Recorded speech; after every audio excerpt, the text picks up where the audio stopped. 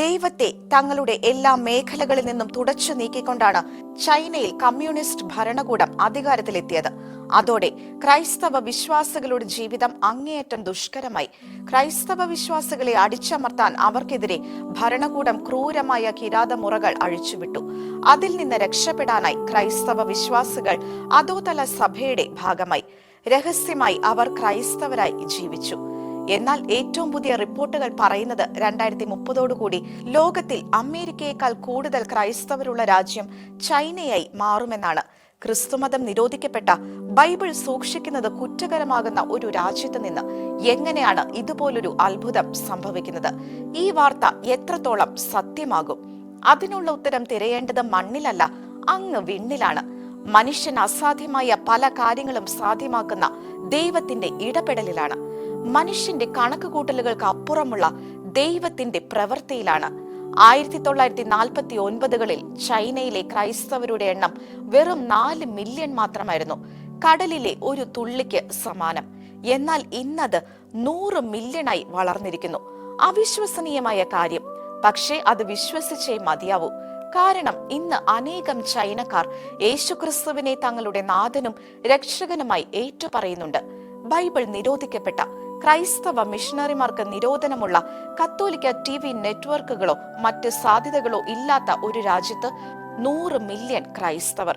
ഇതെങ്ങനെ സംഭവിച്ചുവെന്ന നമ്മുടെ അന്വേഷണം എത്തി നിൽക്കുന്നത് 1900-കളിലാണ്. അവിടെ ബോക്സർ കലാപഭൂമിയിലാണ്.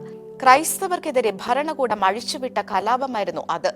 ആ കലാപത്തീയിൽ ആയിരക്കണക്കിന് ക്രൈസ്തവ മിഷണറിമാരും വിശ്വാസികളും ക്രൂരമായി കൊല്ലപ്പെട്ടു. ഗ്രാമങ്ങൾ തോറും കയറിയിറങ്ങി ക്രൈസ്തവരെ കൊന്നു തള്ളിയ ബോക്സർ പടയാളികൾ ഒടുവിൽ ചെന്ന് കയറിയത് ഡോങ്ക്യു എന്ന കത്തോലിക്ക ഗ്രാമത്തിലായിരുന്നു. ആയിരക്കണക്കിന് പട്ടാളക്കാരാണ് ആ ഗ്രാമം വളഞ്ഞത്. ആ സൈന്യത്തോട് എതിർത്ത് നിൽക്കാൻ മാത്രം ഗ്രാമീണർക്ക് ഒരു തരത്തിലും കഴിവുണ്ടായിരുന്നില്ല. എണ്ണത്തിലും ആയുധ ശേഖരത്തിലും അവർ ദരിദ്രരായിരുന്നു. 100 കണക്കിന് ആളുകളും പിന്നെ ഇടവക വികാരി ഫാദർ വുവും മാത്രമാണ് അവിടെ ഉണ്ടായിരുന്നത്.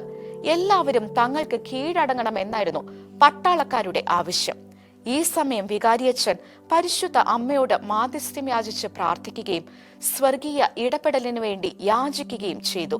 പിന്നെ വിശ്വാസികളെ ഒരുമിച്ച് കൂട്ടി അദ്ദേഹം ജപമാല ചൊല്ലി പ്രാർത്ഥിക്കാൻ ആരംഭിച്ചു. ഏറ്റവും നിരാശാജനകമായ ആ സാഹചര്യത്തിലും അവർ വിശ്വാസത്തോടെ പ്രാർത്ഥന തുടങ്ങി. അപ്പോഴേക്കും അവരെ കൂട്ടത്തോടെ കൊന്നൊടുക്കാനായി പട്ടാളക്കാർ അവിടേക്ക് പാഞ്ഞെടുത്തു. ഈ സമയം ആരും പ്രതീക്ഷിക്കാത്തതാണ് അവിടെ സംഭവിച്ചത്. പരിശുദ്ധ കന്യകാമറിയം വാനമേഘങ്ങളിൽ പ്രത്യക്ഷപ്പെട്ടു. പ്രകാശപൂരിതമായ ചുറ്റുപാടിൽ മനോഹരമായി വെള്ള വസ്ത്രം ധരിച്ച ഒരു ചൈനീസ് യുവതിയെയാണ് പട്ടാളക്കാർ ആകാശത്ത് കണ്ടത്. ആ ദൃശ്യം അവരെ പരിഭ്രാന്തരാക്കി. എല്ലാവരും ആകാശത്തേക്ക് തുറച്ചു നോക്കി. അപ്പോൾ അവരെ ഞെട്ടിച്ചുകൊണ്ട് മറ്റൊരാൾ കൂടി ആകാശത്ത് പ്രത്യക്ഷപ്പെട്ടു. അത് മിഖായേൽ മാലാഖയായിരുന്നു. വീരനായ ഒരു പട്ടാളക്കാരനാണ് അതെന്ന് ബോക്സർ കലാപകാരികൾക്ക് മനസ്സിലായി. അവർ പെട്ടെന്ന് ആ രൂപത്തിന് നേരെ ആകാശത്തിലേക്ക് നോക്കി നിറയൊഴിച്ചു തുടങ്ങി. പട്ടാളക്കാരെല്ലാവരും കൂടി മാതാവിന് നേരെ വെടിവെച്ചുവെങ്കിലും ഒരു വെടിയുണ്ട പോലും മാതാവിനെ സ്പർശിച്ചില്ല. ഏതോ ഒരു സംരക്ഷണ ഭിത്തി ആ സ്ത്രീക്ക് ചുറ്റുമുള്ളതുപോലെ പട്ടാളക്കാർക്ക് തോന്നി. മെയ് മാസത്തിലെ 2ാമത്തെ ഞായറാഴ്ചയായിരുന്നു അത്. പട്ടാളക്കാർ ഈ രംഗങ്ങളെല്ലാം കണ്ട് ഭയവിഹ്വലരായി. പരിശുദ്ധ അമ്മ ജനങ്ങളോടായി പറഞ്ഞു, ഞാൻ നിങ്ങളിൽ ഒരാളാണ്, ഞാൻ നിങ്ങളുടെ അമ്മയാണ്, നിങ്ങൾ സുരക്ഷിതരായിരിക്കും. അമ്മയുടെ ഈ പ്രത്യക്ഷീകരണം ചൈനയിലെ ക്രൈസ്തവ വിശ്വാസത്തിന് ആഴത്തിൽ വേരുപാകുകയായിരുന്നു. ചെറിയ മുളയിൽ നിന്ന് വലിയ വൃക്ഷങ്ങൾ പിന്നീട് തളിർക്കുന്നത് പോലുള്ള പരിണാമത്തിനാണ് 1990 ഈ സംഭവം കാരണമായി മാറിയത്. അനേകായിരങ്ങൾ ഈ അത്ഭുതത്തിന് സാക്ഷികളായതോടെ അവരെല്ലാം ക്രിസ്തീയ വിശ്വാസത്തിലേക്ക് കടന്നു വരികയായിരുന്നു. ഗവൺമെന്റ് ഏതൊക്കെ തരത്തിൽ അടിച്ചമർത്താൻ ശ്രമിച്ചിട്ടും കീഴടക്കാൻ കഴിയാത്ത വിധത്തിൽ ചൈനയിലെ ജനങ്ങളുടെ ക്രിസ്തീയ വിശ്വാസം വളർന്നു പൊന്തുന്നതിനാണ് ചൈന പിന്നീട് സാക്ഷിയായത്. ഇന്ന് ചൈനയിൽ 2 വിധത്തിലാണ് കത്തോലിക്ക സഭ പ്രവർത്തിക്കുന്നത്. ഗവൺമെന്റിന്റെ അംഗീകാരത്തോടെ പ്രവർത്തിക്കുന്ന പേട്രിയോട്ടിക് സഭയും ഗവൺമെന്റിനെ ഭയന്ന് ഗവൺമെന്റ് അറിയാതെ രഹസ്യമായി ഊർജ്ജസ്വലതയോടെ പ്രവർത്തിക്കുന്ന അധോതല സഭയും. പേട്രിയോട്ടിക് സഭയുടെ കീഴിലുള്ള ദേവാലയങ്ങളിലെ തിരുക്കർമ്മങ്ങളിൽ പങ്കെടുക്കാൻ 18 വയസ്സിൽ താഴെ പ്രായമുള്ളവർക്ക് നിരോധനമുണ്ട്. എന്നാൽ അതിനേക്കാൾ ശക്തമായിട്ടാണ് രഹസ്യ സഭ പ്രവർത്തിക്കുന്നത്. വീടുകളിലും മറ്റും രഹസ്യമായി അവർ സംഗമിക്കുകയും പ്രാർത്ഥനകൾ നടത്തുകയും ചെയ്യുന്നു. രഹസ്യ പോലീസിന്റെ കണ്ണ് വെട്ടിച്ചുകൊണ്ടാണ് അവർ ഈ സാഹസങ്ങളിൽ ഏർപ്പെടുന്നത്. യഥാർത്ഥത്തിൽ ചൈനയുടെ ക്രൈസ്തവരുടെ നട്ടെല്ല് അധോതല സഭകളാണ്. അദൃശ്യമായ നെറ്റ്വർക്ക് പോലെയാണ് ഇവ പ്രവർത്തിക്കുന്നത്. ഓരോ വ്യക്തിയും ഓരോ ദേവാലയമായി മാറിയിരിക്കുന്ന അവസ്ഥ. ഇവരുടെ കൂട്ടായ്മകളിൽ മെഡിക്കൽ സയൻസിനെ അത്ഭുതപ്പെടുത്തുകയും അതിശയിപ്പിക്കുകയും ചെയ്യുന്ന വിധത്തിലുള്ള നിരവധി വൈദ്യശാസ്ത്രപരമായ അത്ഭുതങ്ങളും നടക്കുന്നുണ്ട്. തൊട്ടയൽപക്കത്ത് നടക്കുന്ന ഇത്തരത്തിലുള്ള സംഭവ വികാസങ്ങൾ നിരീശ്വരവാദികളെ പോലും സ്വാധീനിക്കുകയും അവർ യേശുവിനെ വിശ്വസിക്കാൻ ആരംഭിക്കുകയും ചെയ്തിരിക്കുകയാണ്. ഇപ്രകാരം വിശ്വാസം മറ്റുള്ളവരിലേക്ക് പകരപ്പെടുകയും അവരെല്ലാം ക്രിസ്തുവിനെ ആരാധിക്കുകയും ചെയ്യുന്നവരായി മാറിയിരിക്കുന്നു. ഇതിൽ സാധാരണക്കാർ മാത്രമല്ല, ഉന്നത ഉദ്യോഗസ്ഥരും മികച്ച വിദ്യാഭ്യാസം നേടിയവരും വിദ്യാർത്ഥികളും എല്ലാം ഉണ്ട്. രഹസ്യമായി പരിശുദ്ധ ബൈബിൾ പങ്കുവച്ചും പ്രാർത്ഥിച്ചും തങ്ങളുടെ ജീവിതം മുഴുവൻ ക്രിസ്തുവിൽ സമർപ്പിച്ചും ചൈനയിലെ ക്രൈസ്തവർ പ്രത്യാശയോടെ മുന്നോട്ടു പോവുകയാണ്. പണത്തിനോ പദവികൾക്കോ നൽകാൻ കഴിയുന്നതല്ല യഥാർത്ഥ സമാധാനമെന്ന് ഇവർ തിരിച്ചറിഞ്ഞിരിക്കുന്നു. ഈ ക്രൈസ്തവരിലൂടെയാണ് വരും കാലങ്ങളിൽ ചൈനയിൽ ക്രൈസ്തവ വിശ്വാസം ശക്തി ആർജിക്കുന്നത്. ചൈനയിൽ ക്രൈസ്തവർ വർദ്ധിച്ചിരിക്കുന്നുവെന്ന് സർക്കാരും മനസ്സിലാക്കിയിട്ടുണ്ട്.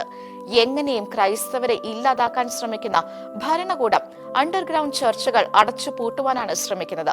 പക്ഷേ അണ്ടർഗ്രൗണ്ട് ചർച്ച് എന്നത് കേവലം ഒരു കെട്ടിടമല്ലല്ലോ, അത് ഓരോ ക്രൈസ്തവ വിശ്വാസിയുമാണ്. അവന്റെ ഉള്ളിലുള്ളതാണ് സഭ. അതിനെ ഏത് അധികാരിക്കാണ് നാമാവശേഷമാക്കാൻ കഴിയുക? 1900 മാതാവ് പ്രത്യക്ഷപ്പെട്ടത് ഒരു ഒറ്റപ്പെട്ട സംഭവമല്ല. 1995 മെയ് 23 ചൈനയിൽ മാതാവിന്റെ പ്രത്യക്ഷീകരണം നടന്നതായി റിപ്പോർട്ട് ചെയ്യപ്പെട്ടിട്ടുണ്ട്. അന്നേ ദിവസം 30,000-ലധികം വിശ്വാസികൾ ദേവാലയത്തിൽ ഒത്തുകൂടിയപ്പോഴാണ് സൂര്യൻ വലത്തുനിന്ന് ഇടത്തോട്ട് കറങ്ങുന്നതും ആകാശത്ത് മാതാവിനെയും ഉണ്ണീശോയെയും ഉൾപ്പെടെ തിരുകുടുംബത്തെയും പരിശുദ്ധാത്മാവിനെയും കണ്ടത്. ഏകദേശം 20 മിനിറ്റോളം ഇത് നീണ്ടുനിന്നു.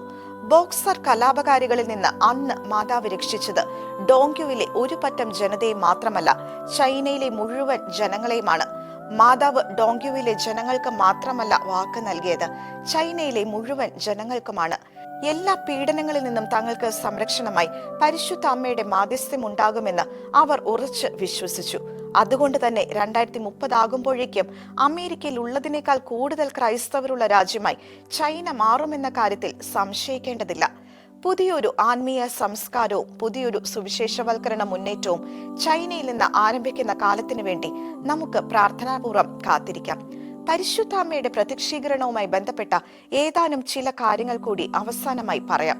പരിശുദ്ധാമ്മയോടുള്ള സ്നേഹാദരവുകളുടെ സൂചനയായി അവിടെ ഒരു പള്ളി പണിയുകയും മാതാവ് തങ്ങളോട് കാണിച്ച സ്നേഹത്തിന്റെയും കാരുണ്യത്തിന്റെയും പ്രതീകമായി ആ ദേവാലയം ചൈനയുടെ മണ്ണിൽ ഉയർന്നു നിൽക്കുകയും ചെയ്തു.